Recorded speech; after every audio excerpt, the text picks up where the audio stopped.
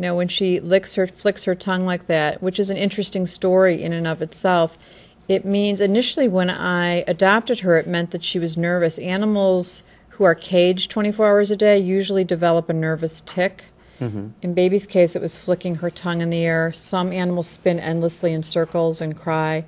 I saw a picture, I think might have been on your website. Probably. Oh, maybe it was on your website, by the way. There's an interview with Diane Sawyer. You're on Good Morning America. Yeah, we were on Good Morning America, and that was great. Was it Charlize Theron? Charlize Theron narrated a Puppy Mill video. Yeah, and it was in that Puppy Mill video that there was the going around. Oh, here's Brian coming to help us out. Oh, thank you. Thank you, Pa. So what did you see when you went to the Puppy Mill? Well, what I saw was what I call a house of horrors. It was a nightmare. You thirsty, Toots? You thirsty? Oops. Can you just... What I saw was, you know, a windowless shed. We saw windowless sheds and barns filled with rows of cages stacked on top of each other. Dogs going mad, going insane, spinning endlessly in circles, crying, barking, the racket was so deafening. It was unbelievable. The smell would make your stomach turn. You know, animals lying in their own feces 24 hours a day, filthy cages covered in urine, matted coats. You know, there was just a big puppy mill raid in Tennessee, and the rescuers reported that the conditions of the dogs were so horrific that the coats were so matted that you couldn't even tell the dog's sex or, you know, gender, and the dogs couldn't even walk. They were so matted.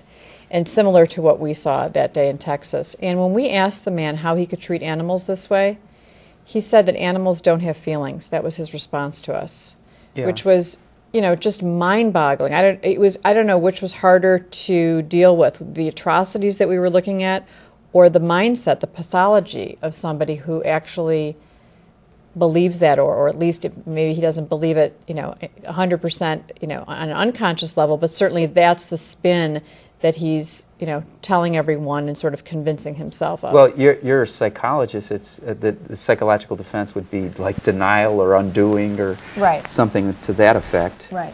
Well, you know, it is amazing the denial that people will engage in, the rationalization people will engage in order to continue to perpetrate some sort of behavior, in this case, abuse. You know, and I think it's a fairly common pathology that we see in lots of instances, and it certainly occurs every single day in animal-based industries. These people have, you know, convinced themselves or try to convince the rest of the world that animals don't have feelings. Well, in your book, you talk about taking action, writing the state senators, writing the congressmen, the U.S. senators.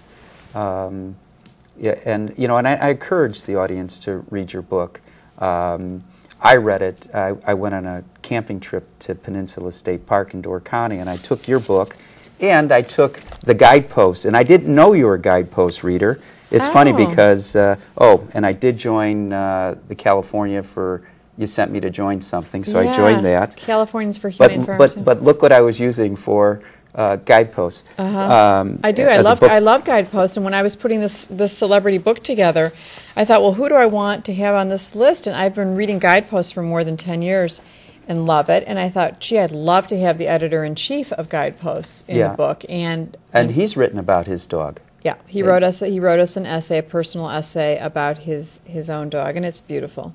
And you know, we haven't even talked about the celebrities in your book. We have William Baldwin, Chicago White Sox. Didn't you just spend some time at the Cellular Field? Yeah, Baby was a special guest at the pregame show the other day, and it was fantastic. I mean, we walked out into this gorgeous green field, surrounded by thousands of fans. It was absolutely one of the highlights of our entire cross-country tour, and they won that day. They won. Yay. Let's see, James Cromwell, Elizabeth Dole, Senator Durbin, Jane Fonda, Paul Harvey, Muriel Hemingway, Bill Maher, and the list goes on and on and on. Yeah. And Barack Obama. Oh, Senator Obama, our presidential candidate. Yep. What did you learn about the celebrities that, and there's a picture of Baby with the celebrity, and there's oftentimes, in almost every photo, there's another dog because the celebrities had their own dog. Yeah. Senator Kennedy was holding a leash. He was holding a leash. His dogs were off camera. They were in the park across the street. He brings his dogs to work almost every day, and Senator Dole does too. She brings her dog Leader. That's her dog's name, because her husband was the Senate Majority Leader, Senator Dole, Senator Bob Dole. Well, it sounds like she follows the leader. Yeah. I once had a friend who named her dog Destiny. I said, "Why did you name your dog Destiny?" She said, "I always wanted to be the master of my own destiny." That's funny. Yeah. Well, I don't consider myself baby's master. I consider myself her guardian, and she's an animal companion. I'm not. I try to think about the language that I use, and because I think it does inform our attitudes, and so I try to think of ourselves as we're all animals. We're animals too. We're just human animals, two-legged. Well, and what I was going to say about your book is I read your book like I would read Guidepost. I felt it very uplifting and very spiritual, and I think that's probably the highest compliment that I could possibly give you.